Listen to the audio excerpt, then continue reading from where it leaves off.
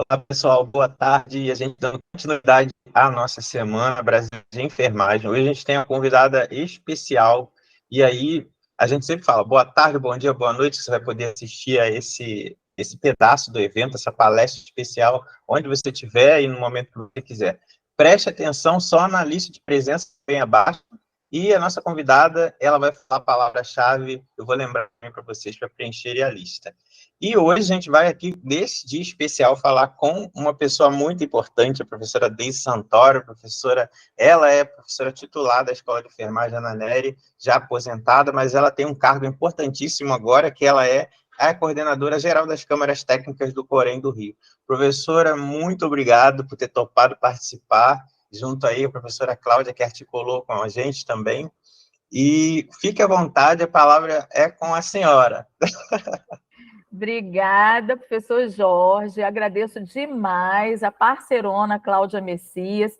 Parabenizo vocês pela iniciativa, porque eu acho que esse assunto ele é importante tanto para quem já está atuando como profissional de enfermagem, mas também para quem está em formação.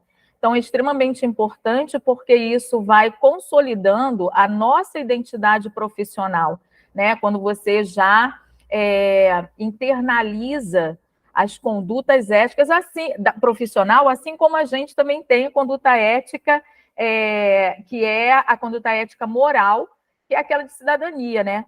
Então, a gente não aprende já como adulto, a gente aprende desde criança. Então, a conduta ética profissional, eu penso que é semelhante. A gente tem que começar a partir do momento da formação e ela vai se consolidando e ao se tornar um profissional, ela já faz parte da identidade daquele profissional. Então, assim, parabenizo muito vocês pela iniciativa, né, desse evento, pela possibilidade de dar oportunidade a todos assistirem, que a gente sabe que o horário de todo mundo é complicado, e pela oportunidade de eu estar fazendo parte desse projeto. Então, muito obrigado de todo o coração para vocês. Eu espero que eu contribua de fato. A gente é que agradece, professora. Então, vou começar. E o tema escolhido é sobre conduta ética aplicada em situações frequentes na prática de enfermagem.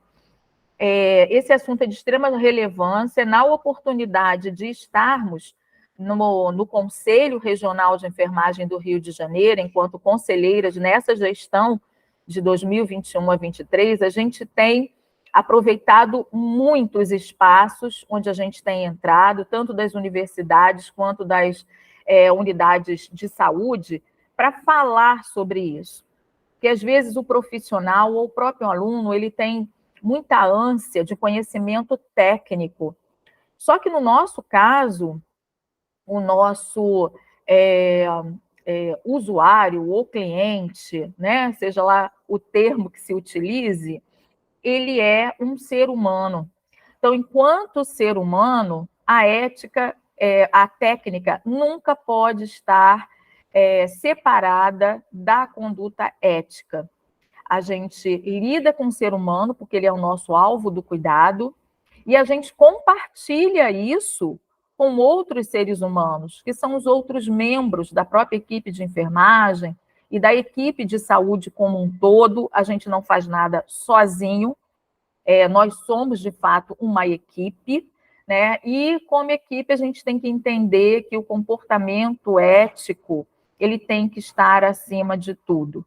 Então, seja com nossa equipe de trabalho, seja com o nosso paciente, seja com a família do paciente.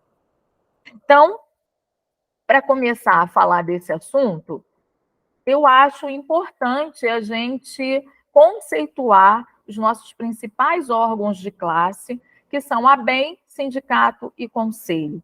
Eu estou falando dessa questão da importância da gente trabalhar em equipe, com respeito, né, com ética, e isso se faz também nos nossos órgãos de classe. E nós, como profissionais, temos que saber o que cabe de função a cada órgão desse. Então, há bem o desenvolvimento cultural e profissional.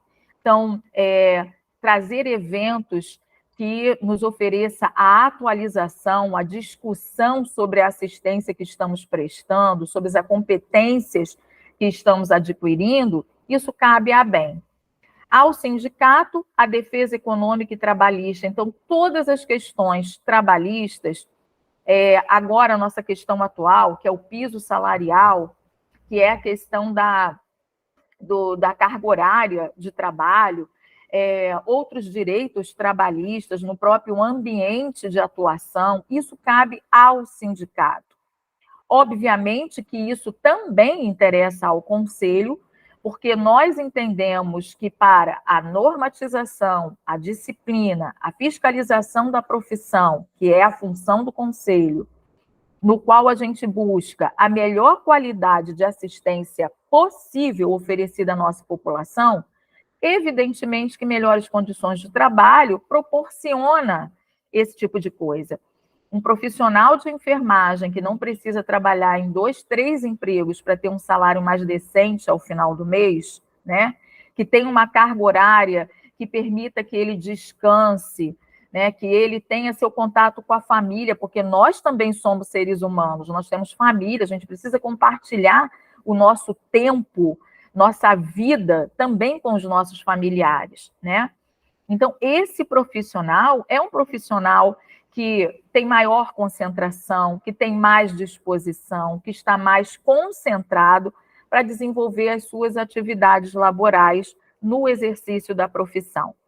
Então, quando a gente fala juntos somos mais fortes, e essa é muito a frase também que a nossa presidente atual do Conselho, a doutora Lilian Bering, fala, né? É exatamente isso, né? Nós estamos juntos, nós temos os mesmos objetivos, que é melhorar as condições de trabalho, valorizar a nossa enfermagem, empoderar os nossos profissionais e, com isso, a gente conseguir uma assistência de melhor qualidade para a nossa população.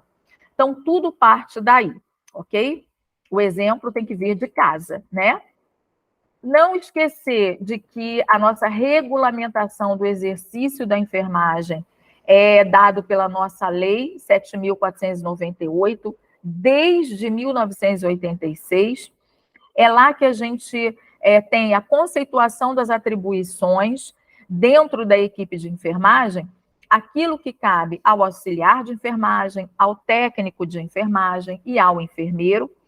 Então, lembrando que aos auxiliares de enfermagem cabem os cuidados que não têm complexidade, os cuidados básicos, né, cabem a esse profissional. Ao técnico de enfermagem, os cuidados de menor complexidade, e ao enfermeiro, os cuidados de maior complexidade, os cuidados invasivos, né? Isso é importante entender, porque, por vezes, na prática, a gente observa técnicos de enfermagem fazendo procedimentos que são de maior complexidade, que levam risco ao paciente, que são invasivos, como, por exemplo, uma passagem de sonda nasogástrica. A princípio, você pode pensar que esse é um procedimento que não tem a menor complexidade. Entretanto, pode acontecer, por exemplo, um reflexo vagal, fazer uma ativação vagal e esse paciente fazer uma bradicardia severa. Se for o técnico de enfermagem a executar essa técnica, ele vai saber atuar na hora que isso acontecer? Acontece com todo mundo? Não, graças a Deus. Mas e na hora que acontecer, ele vai saber atuar? Então, por vezes, o procedimento em si, ele tem o conhecimento, ele tem a habilidade para fazer. E por isso o enfermeiro acaba delegando a ele essa função, assim como outras, como sondagem, cateterismo vesical, né? Uma punção venosa. Porém, se na hora que acontece alguma complicação, alguma intercorrência, e esse técnico não sabe agir, ele tem que ter um enfermeiro ao seu lado para assumir essa responsabilidade. Porque, embora o técnico faça, O porém ainda é o do enfermeiro que vai estar lá à frente, né? Então, é uma corresponsabilidade, mas cuja a atribuição, né, dessa competência é do enfermeiro. Então, é possível isso acontecer? Sim, mas que haja esse conhecimento legal de ambas as partes. Então, por exemplo, se o profissional técnico não se sente competente para executar aquela tarefa, ele pode anunciar isso, pronunciar isso ao enfermeiro, e esse enfermeiro vai ter que acatar. Então, antes de atribuir, delegar determinadas funções para o técnico de enfermagem, ele primeiro vai ter que treinar esse técnico de enfermagem, vai ter que se assegurar, né, da habilidade desse técnico para fazer aquilo, sabendo que, apesar dele fazer com habilidade, com treino, quem ainda responde por aquilo é o enfermeiro, ok? E daí, isso tudo por quê? Porque a gente tem, por preocupação, evitar a imperícia, a negligência e a imprudência. Então, quando a gente fala em imperícia, é exatamente a execução, né, de cuidados, de assistência, de procedimentos para os quais a gente não tem habilidade, não tem a competência para aquilo.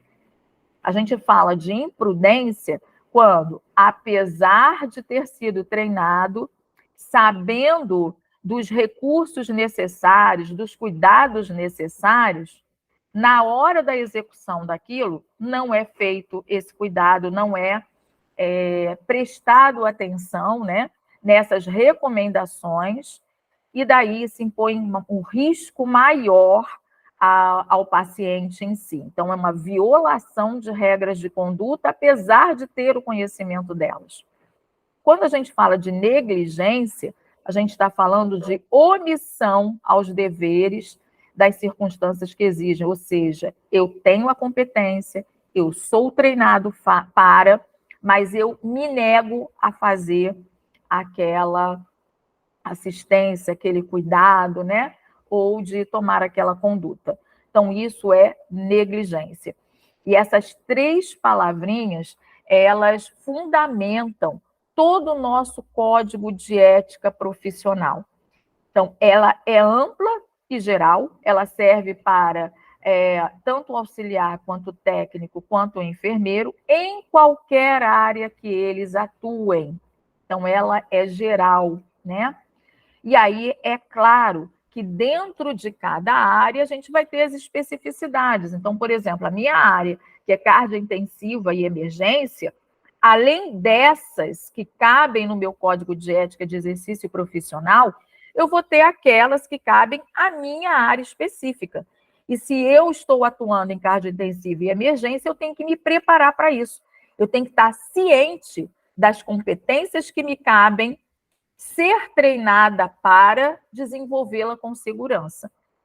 A professora Cláudia Messias, por exemplo, como é da área de atenção à saúde da mulher, além daquilo que cabe, enquanto no geral, no Código de Ética de Exercício Profissional, ela tem que dar conta daquilo que é sua competência para a área específica de atenção à saúde da mulher, né? Obviamente, que esse foi o motivo que mais inspirou nessa gestão atual, eu, como coordenadora geral das câmaras técnicas, criar as câmaras técnicas baseadas nas áreas de especialização, exatamente entendendo que, em termos de conduta ética e técnica, vai além daquilo que é geral, ok?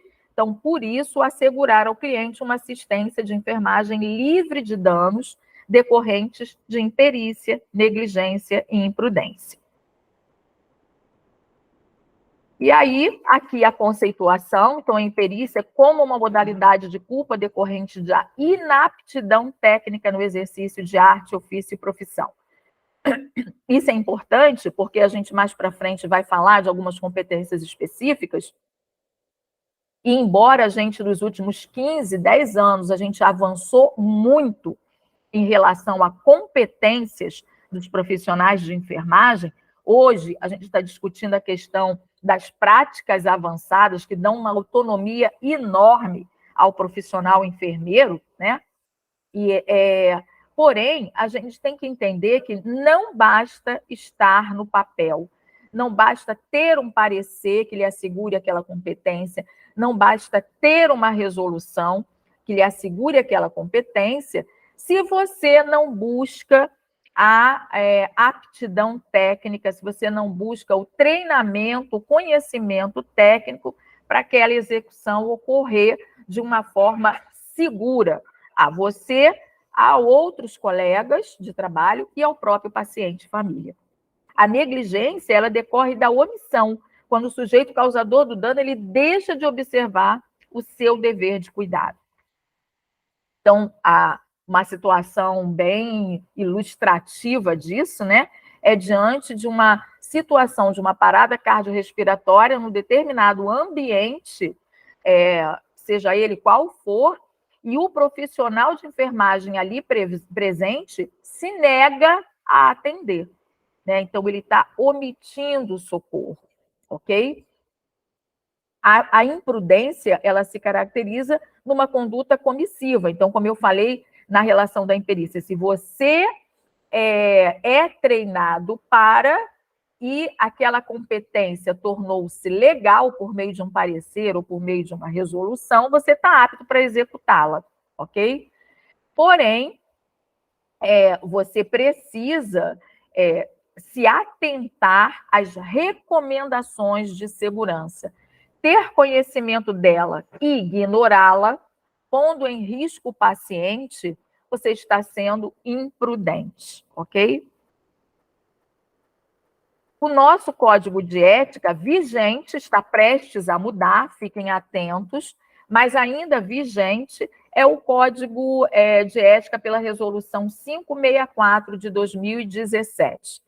Então, nele, você tem o livrinho, mas você pode conseguir ele também no seu celular, fazendo um download pelo Play Store.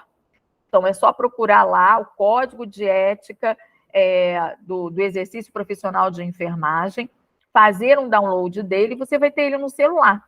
E quando você abre, ele te dá acesso a todos os capítulos de direitos, de deveres, de proibições e as penalidades que cabem quando um desses artigos, que são mais de 100, né, é infringido, ok?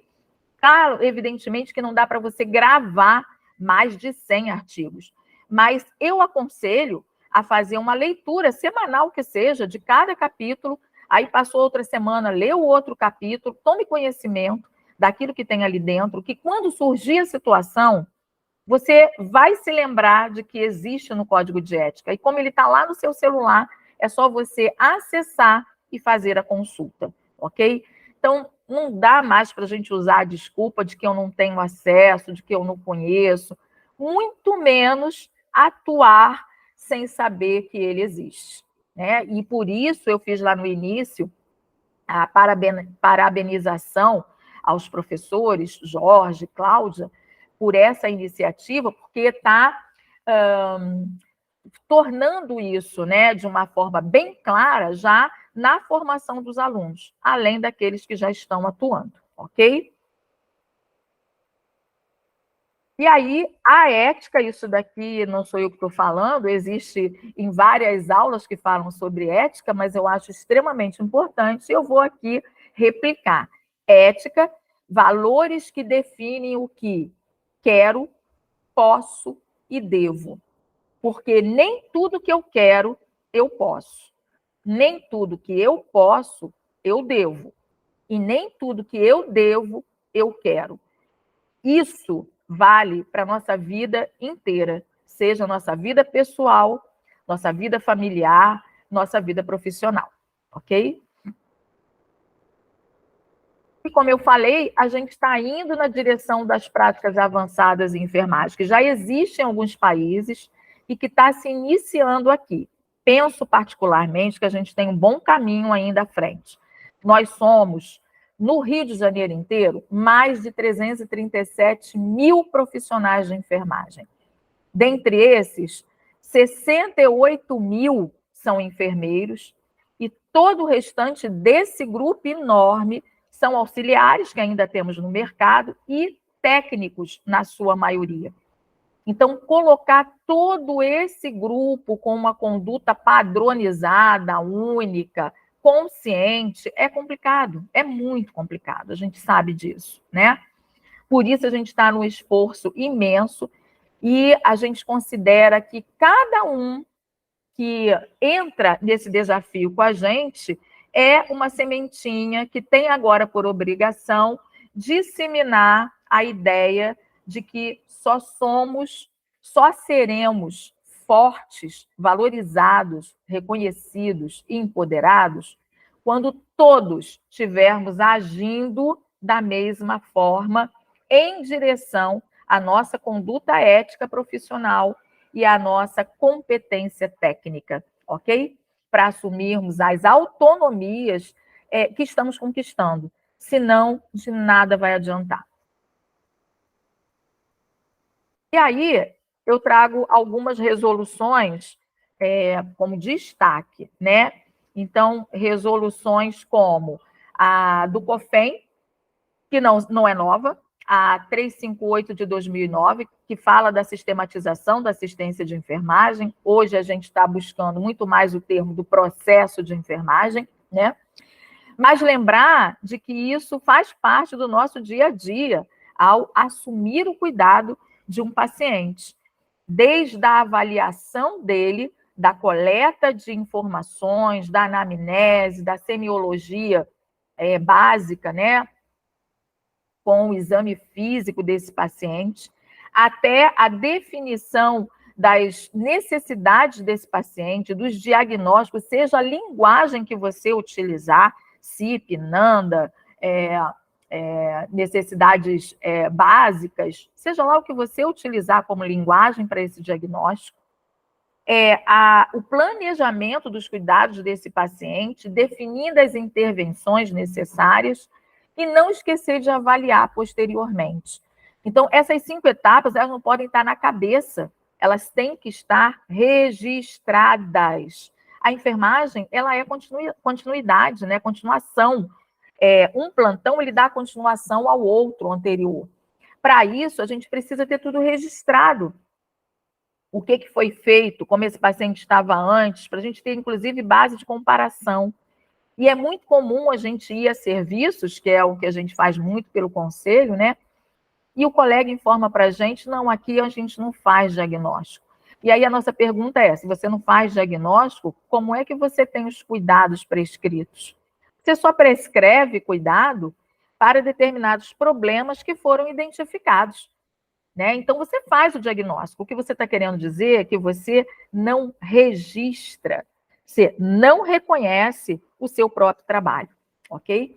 Temos a resolução 429 de 2012, que é o registro das ações profissionais no prontuário do paciente, que aí fundamenta isso que eu acabei de falar.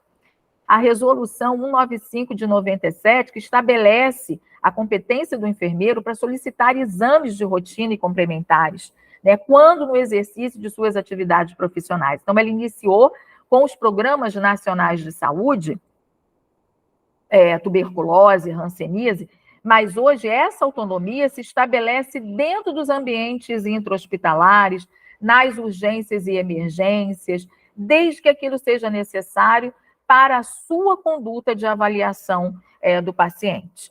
Nunca esquecendo que somos uma equipe de saúde. Então, a gente não pode fazer isso desvinculado da presença necessária dos demais profissionais para os quais você pode necessitar de encaminhar o paciente.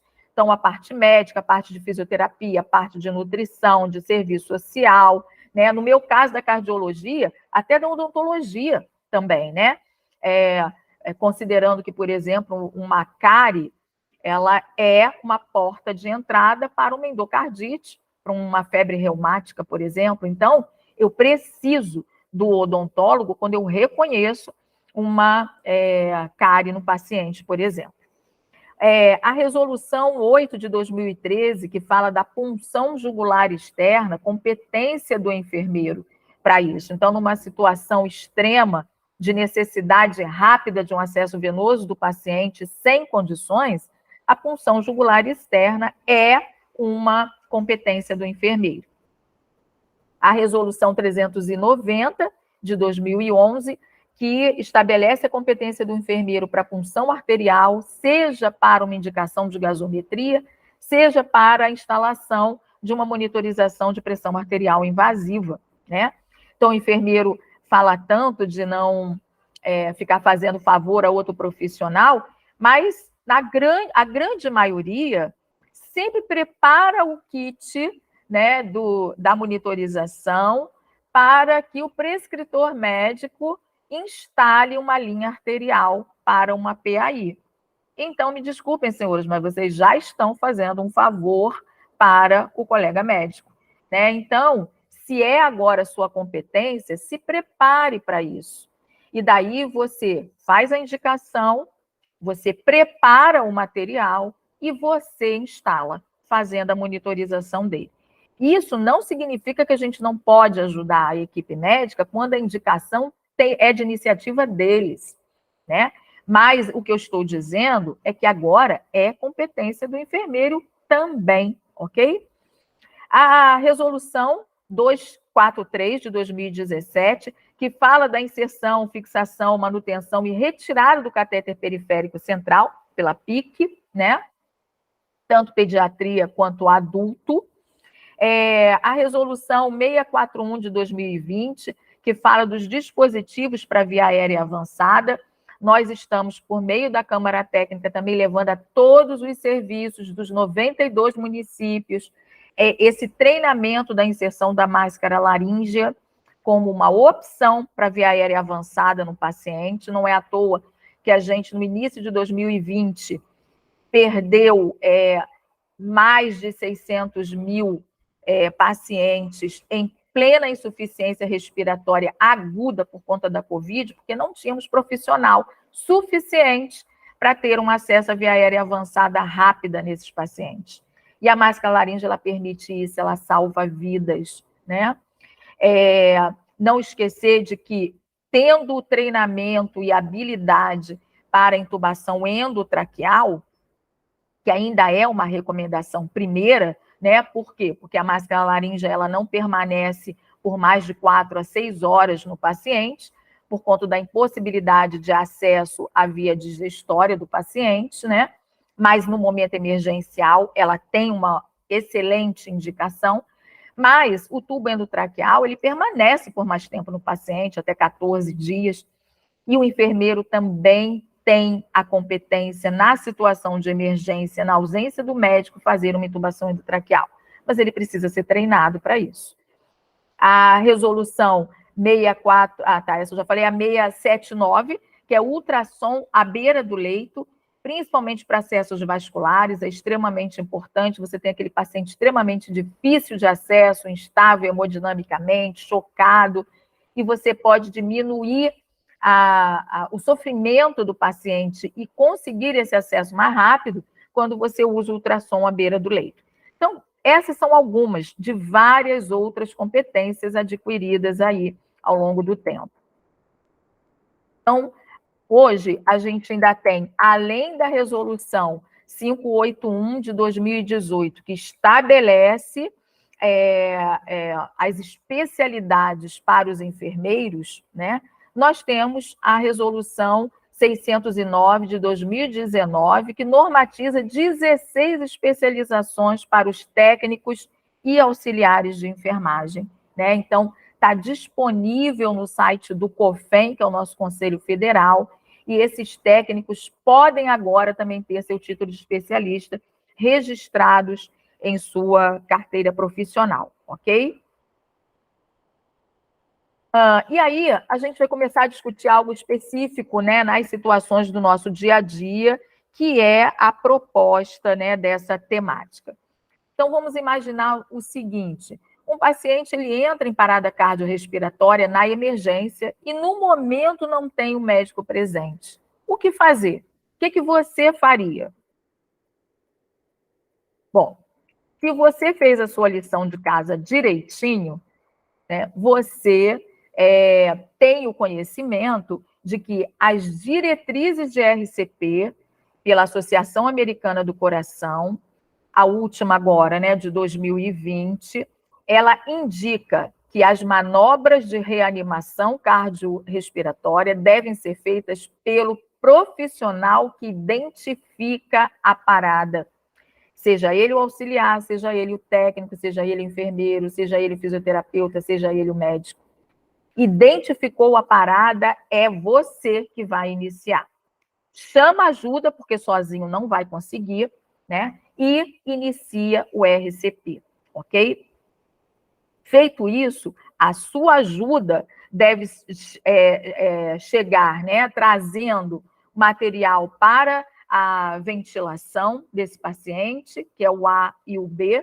Então, a máscara facial e a bolsa válvula, ok? Seja ele o auxiliar, o técnico, o enfermeiro, quem trouxe vai compor ali o RCP junto do colega que identificou e já iniciou as compressões. E nesse momento ainda do suporte básico, a gente tem o D, que é a desfibrilação. Então, mesmo que seja o técnico de enfermagem, a gente tem o DEA, que é o desfibrilador externo automático ou semiautomático. Gente, ele foi criado para ser usado por leigo. E, no entanto, a gente ainda tem muito profissional de enfermagem que sequer foi apresentada a um DEA. E o DEA salva a vida na hora de uma parada cardiorrespiratória. Então, ele hoje, desde 2015, que a Associação Americana do Coração estabeleceu que os DEAs devem estar presentes também no ambiente intra-hospitalar, além do APH, do atendimento pré-hospitalar, e, portanto, hoje não tem como os nossos auxiliares e técnicos não serem apresentados à UDEA e terem disponível para pronto uso, independente da presença do enfermeiro, independente da presença do médico, porque a identificação do ritmo chocável é feita pelo próprio aparelho, ele é autoexplicativo. Em alguns países, eles são usados por pessoas leigas, né? Então, a gente está um pouquinho atrasado.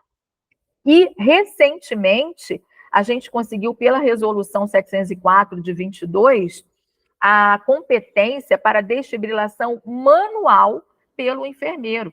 Nesse caso, o aparelho convencional, ele não faz a leitura automática. O profissional precisa reconhecer as modalidades de indicação do choque elétrico para desfibrilação, né?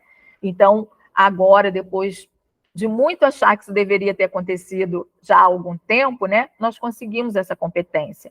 Mas nós ainda temos muitos profissionais enfermeiros que não sabem reconhecer as modalidades de fibrilação ventricular ou de taquicardia ventricular sem pulso, que são indicações de choque. Então, amigos, não dá mais tempo a perder. Precisamos nos preparar, aprender para poder salvar vida, que agora é de nossa competência também, ok?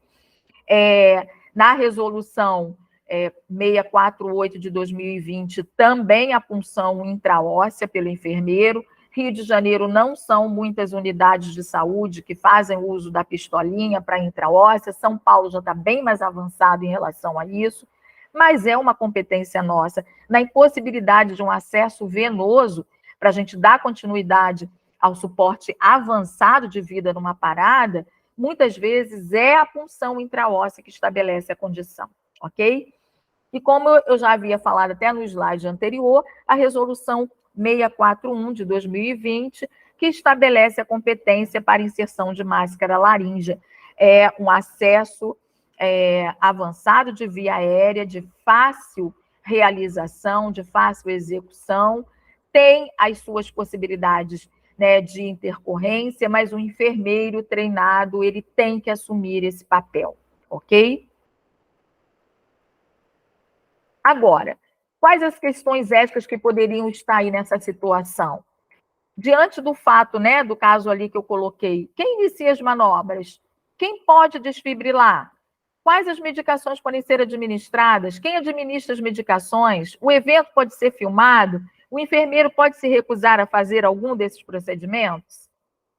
E aí, estabelecendo aqui algumas cruzamentos com o nosso código de ética. Eu destaquei com setinha alguns para falar. Então, assim, se a gente tem tantas competências agora, aqui no nosso código de ética estabelece como direito, mas que se torna um dever, aprimorar os conhecimentos técnicos, científicos, éticos, políticos, socioeducativos, históricos, culturais, para dar sustentação à prática profissional. Então, deixar de fazer alguma atuação dessa na situação anterior que eu falei, porque você não se atualizou, é uma negligência, ok?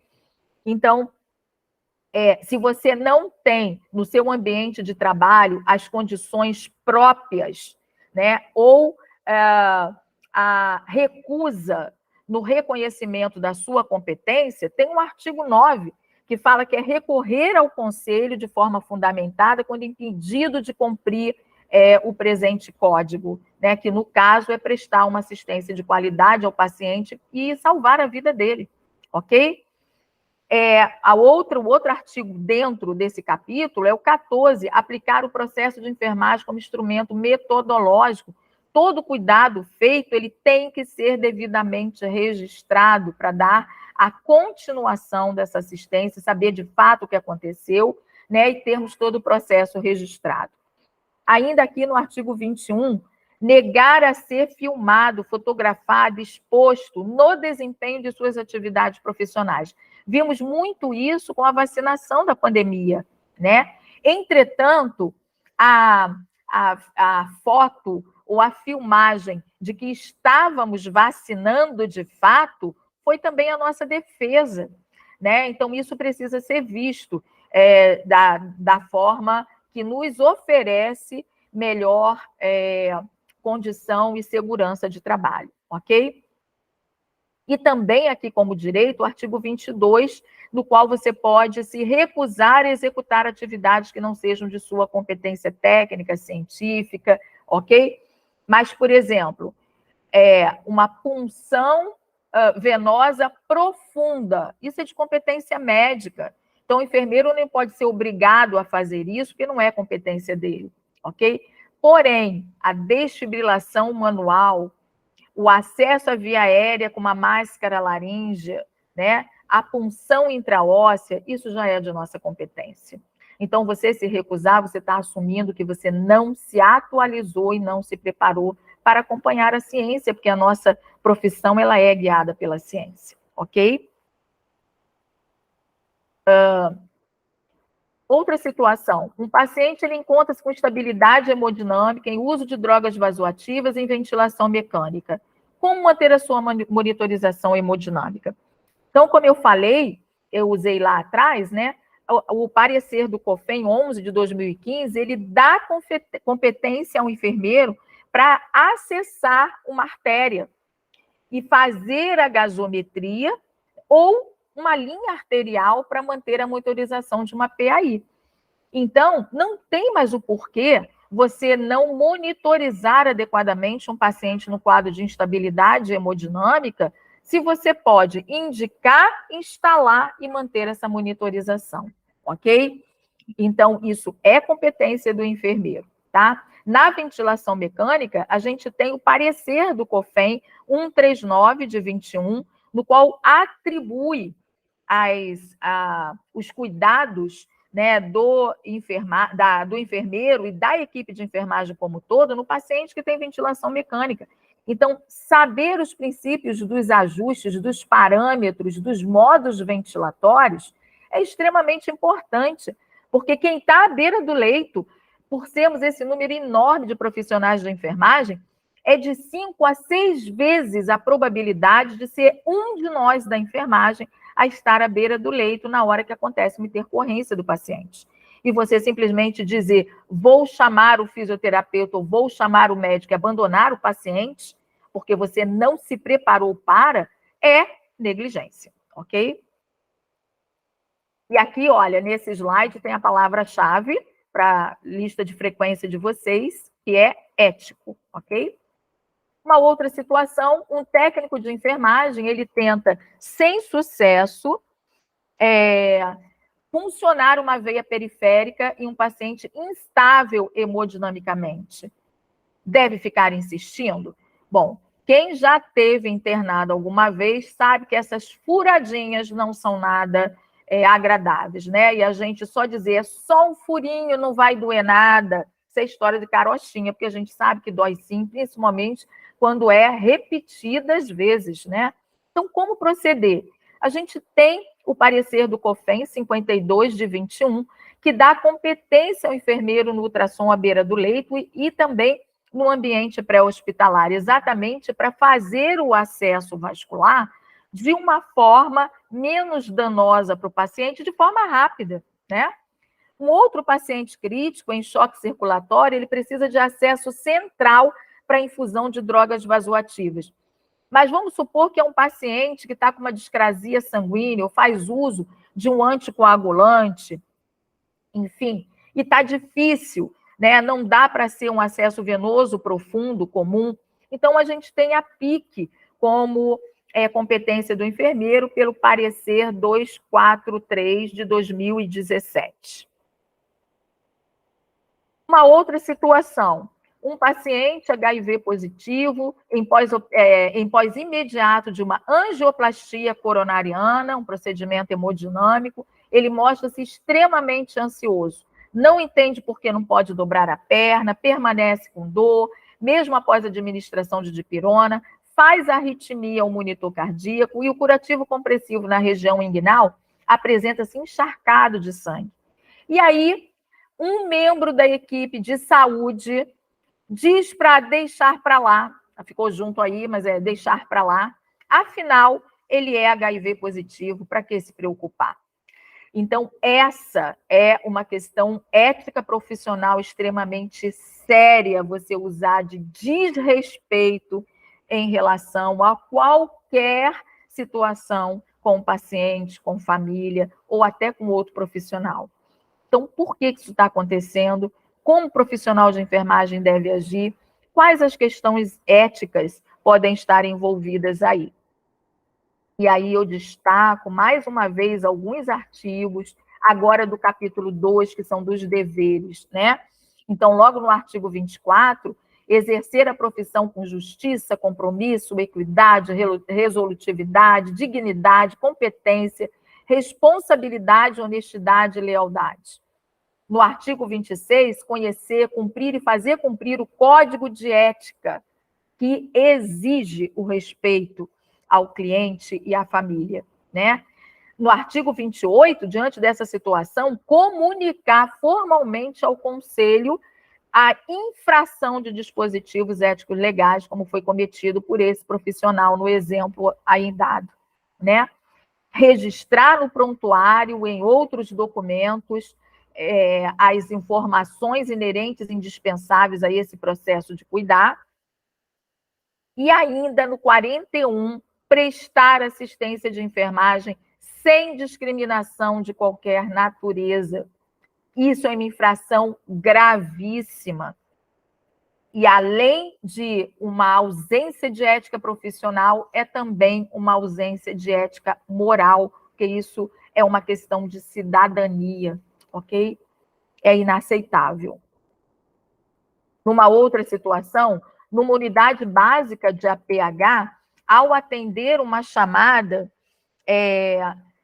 com o APH, ele se depara com o paciente em convulsão, ou seja, era uma unidade básica, deveria ser uma situação simples, sem maiores riscos, mas quando chegou lá, a equipe só de motorista e o técnico de enfermagem, que compõe a unidade básica, ele se depara com o paciente em convulsão.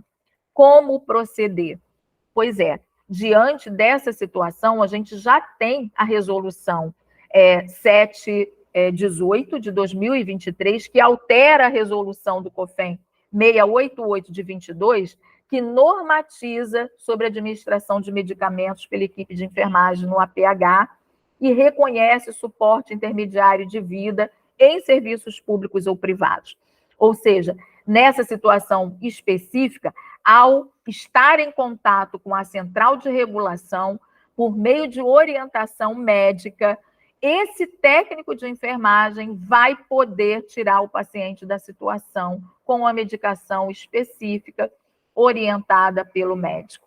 Então, ele já tem essa competência, ele só precisa ter o conhecimento para executá-la, ok? E com isso salva a vida. E com essa extensão do suporte intermediário, numa situação de uma parada cardiorrespiratória, seja ela onde for, ou mesmo no ambiente intra-hospitalar, o enfermeiro tem aí a fundamentação para fazer a adrenalina, que é a medicação utilizada no suporte avançado, e que pode salvar uma vida do paciente, uma vez que leva à condição, né, de manutenção de uma fibrilação ventricular e esse paciente conseguir ser chocado, que também é a competência do enfermeiro. Então, ele vai poder ser desfibrilado, ok? Então, isso normatiza e é algo que precisa estar dentro do conhecimento do profissional, ok? Então, ter essa competência, não se preparar para tal, estará infringindo artigos do nosso Código de Ética.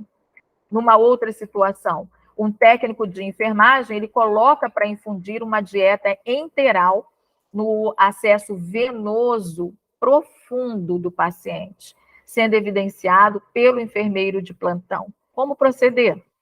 Quem vai ser responsabilizado? E se o paciente vir a óbito? Uma outra situação para a gente analisar junto. Um outro técnico administra uma medicação com dosagem errada, solicitada por telefone pelo médico assistente. Quais as implicações éticas disso? Qual deve ser a conduta do enfermeiro líder desse plantão? Então, vamos lá, mais uma vez, ao nosso código. Ainda dos deveres, o artigo 45, ele diz prestar assistência de enfermagem livre de danos decorrentes de imperícia, negligência e imprudência, ok? E aí, baseado nisso, a gente tem outros artigos aqui que se encaixam, como, por exemplo, no artigo 46, que é logo abaixo, se recusar a executar prescrição de enfermagem e médica que não constem assinatura, número de registro, a não ser numa situação de urgência e emergência, numa parada cardiorrespiratória, por exemplo, num choque anafilático, mas nessa condição do caso, simplesmente foi por telefone por um médico assistencial, que é muito comum numa unidade de serviço privada, né? Então, esse profissional, pelo parágrafo 1º, ele deve se recusar a executar prescrição, seja de enfermagem ou médica, em caso de identificação de erro, de ilegitimidade, devendo esclarecer com o prescritor um outro profissional para que registre no prontuário. E é vedado a esse profissional o cumprimento de uma prescrição à distância, exceto no caso de urgência e emergência, como eu falei, ok? Destaco aqui ainda, não dá para falar de cada um, mas eu quero considerar que vocês vão fazer a leitura completa disso, mas eu ainda destaco aqui o artigo 51, no qual fala o seguinte, toda a equipe será responsabilizada. Então, ele diz que é responsabilizar-se por falta cometida em suas atividades profissionais, independente de ter sido praticada individual ou em equipe, por imperícia, imprudência ou negligência, desde que tenha participação ou conhecimento prévio do fato. Então, considerando que lá na frente eu havia falado, né, lá atrás, melhor dizendo, né, eu havia falado que aonde tem um auxiliar, tem que ter o técnico, aonde tem o técnico auxiliar, tem que ter um enfermeiro, ele é o responsável técnico por tudo que toda a equipe de enfermagem faz. Se algo acontecer de errado, ele será responsabilizado. Ok? Então, temos que prestar muita atenção e ter muito carinho pelo nosso Corém, né? Pelo nosso número de Corém. Uma outra situação, um jovem, ele procura uma unidade básica de saúde em busca de orientações sobre planejamento familiar ou meios de contracepção. Em que a enfermagem pode ajudar? Pois é, gente, essa é a área da professora Cláudia Messias. A gente tem aí a resolução COFEM 690 de 22, no qual estabelece a competência do enfermeiro na inserção e retirada do DIU no âmbito do Sistema Único de Saúde, na atenção primária especializada de saúde. Por meio da Câmara Técnica, a professora Cláudia tem levado ao Rio de Janeiro inteiro, em parceria com a Secretaria de Saúde, o treinamento a enfermeiros para a inserção de DIU.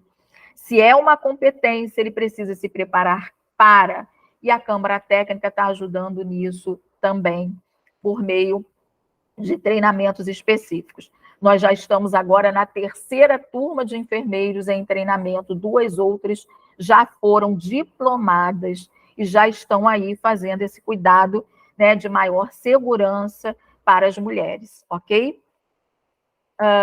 Só que, vamos supor a situação, o enfermeiro não se capacitou com a professora Cláudia, mas se arrisca a realizar a inserção de DIU, mesmo assim, porque está em moda, né? Está em alta. Qual o posicionamento do enfermeiro? Quais as implicações éticas nessa situação? Como proceder? Pois é. E aí, continuando com o capítulo dos deveres, o artigo 55, aprimorar seus conhecimentos técnicos científicos. Foi aquilo que eu havia falado, se a sua área é a área de atenção à mulher, se agora você tem essa competência a mais, se prepare, se atualize, se torne apto a executar esse cuidado de uma forma legal, atendendo à resolução que lhe dá a competência, ok? E aí a gente entra no capítulo 3 das proibições, no qual, nesse caso, se encaixa aí o artigo 62, executar atividades que não sejam de sua competência técnica, científica, ética e legal. Nesse caso, a competência legal existe, mas a técnica não, porque esse enfermeiro não foi treinado, ok? E aí, o artigo 84, anunciar formação profissional, qualificação e título que você não possa comprovar. Então, não adianta você dizer, não, eu sou enfermeiro, o enfermeiro agora pode fazer, eu vou fazer, se você não tem a formação para isso, ok? Uma outra situação, um técnico de enfermagem e um enfermeiro conversam sobre o desejo de empreenderem, abrindo um consultório ou uma clínica de enfermagem. Isso é possível legalmente? Sim, gente. Nós estamos em busca da autonomia, do empreendedorismo da enfermagem. Então, pode sim abrir consultório, abrir uma clínica. E o técnico pode fazer isso? Pode. Ele pode ser o dono do negócio. Só que precisa, mais uma vez, estar atento para desenvolver os cuidados de enfermagem ali daquela área. E o que está muito avançado é a questão do tratamento de feridas, é o tratamento estético, né? Dentre outras. Ele precisa do enfermeiro como responsável técnico. Então, dentre outros profissionais que ele vai precisar contratar para essa clínica, né? No caso, ele vai ter que contratar um enfermeiro. Esse enfermeiro será o responsável técnico. Mas quem é o dono do negócio? É o técnico de enfermagem, não tem problema nenhum, ok? E o enfermeiro nem se fala, né? Ele mesmo pode ser o dono e ele é o responsável técnico por aquilo, ok? Então, isso é assegurado pela resolução COFEM 568 de 2018, que regulamenta o funcionamento de consultórios e clínicas da enfermagem. Então, vamos agarrar essa possibilidade. Assim como outros negócios podem ser abertos também, né? Então, em relação, por exemplo, a cuidados com paciente idoso, ou cuidados com criança, desde que tenha o enfermeiro como responsável técnico, também o técnico de enfermagem pode fazer esse empreendimento, ok? Não esquecer de que no capítulo 4 nós temos aí as referências em relação às penalidades quando na infração desses artigos, ok? De acordo com a gravidade, é estabelecido qual é a penalidade. E ela pode ir da advertência verbal, à multa, à censura, à suspensão do exercício profissional e até a cassação. Por vezes, pode acontecer de ter 2 ou 3 penalidades para a mesma situação. depende do número de artigos e quais artigos foram infringidos, ok? Então, não se coloquem em risco, levem a sério as nossas questões éticas profissionais, ok?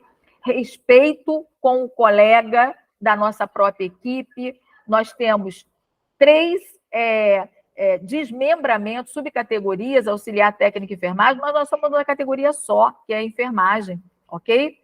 E respeito com os demais colegas de outras categorias, porque nós somos a equipe de saúde, assim como respeito aos pacientes, principalmente, e à sua família. Quando a gente fala do acolhimento não é só para ser executado numa porta de urgência e emergência. Acolhimento é o tempo inteiro, ok? Seja qual for a unidade de saúde e seja qual for a sua área de atuação, tá certo? Afinal de contas, gente, não precisa nem o programa de humanização dizer isso, porque nós somos seres humanos, então como agir sem essa sensibilidade do acolhimento para quem busca o nosso conhecimento para ter atendido a sua necessidade, ok? Eu deixo aqui uma mensagem, né? Então, ética sempre, seja ela uma ética moral que nos dá identidade pessoal, seja ela ética profissional que nos dá identidade profissional, ok? Quem é esse enfermeiro? Então, não adianta ser excelente técnico em sua execução, né, dos serviços de enfermagem, se ele não tem a postura ética, e vice-versa. Não adianta ser extremamente ético, sensível, educado, se ele não tem a competência técnica. Na nossa atuação com vidas, a gente precisa da associação das duas coisas, ética e técnica. Então, a enfermagem, ela é a arte de cuidar incondicionalmente, cuidar de alguém que você nunca viu na vida, mas mesmo assim ajudar e fazer o melhor por ela. Não se pode fazer isso apenas por dinheiro. Precisamos, mas não apenas por isso. Isso se faz por e com amor, ok? Essa é minha mensagem. Fica aqui mais uma vez a lembrança da palavra-chave para a lista de frequência de vocês, ético, para terem direito à certificação, ok? Muito obrigado, professora. As referências, né, utilizadas. E parabéns a todos, viu, Jorge, né, pelo mês de maio, apesar do dia 12 e do dia 20 especificamente, né, mas todo o mês de maio, parabéns aos trabalhadores que escolheram fazer o bem no exercício da profissão. É isso, meu amigo. Muito obrigado, professora Deise. Foi fantástica a apresentação. Acho que a gente conseguiu falar de vários aspectos aí que são importantíssimos no trabalho do enfermeiro, da importância de você ter o conhecimento ético, moral, e estar bem treinado e capacitado, e buscar esse treinamento. A professora Deise trouxe muitas coisas interessantes, importantes para a gente refletir, né? E não esqueçam aí de assinar a lista de presença, colocar a palavra-chave que a professora já falou, e deixem aqui embaixo, na parte dos comentários, deixem o joinha, o like de vocês, e os comentários com as perguntas ou colocações para depois a professora Deise acompanhar. Então, muito obrigado, professora, e a gente se encontra aí ao longo da semana, durante a apresentação dos outros eventos que vão acontecer. Essa palestra de hoje, ela é uma das principais desse evento. Nossa, que honra. Agora, curiosidade, eu fiquei dentro do tempo, Jorge? Deixa eu ver aqui. Eu acho que certinho.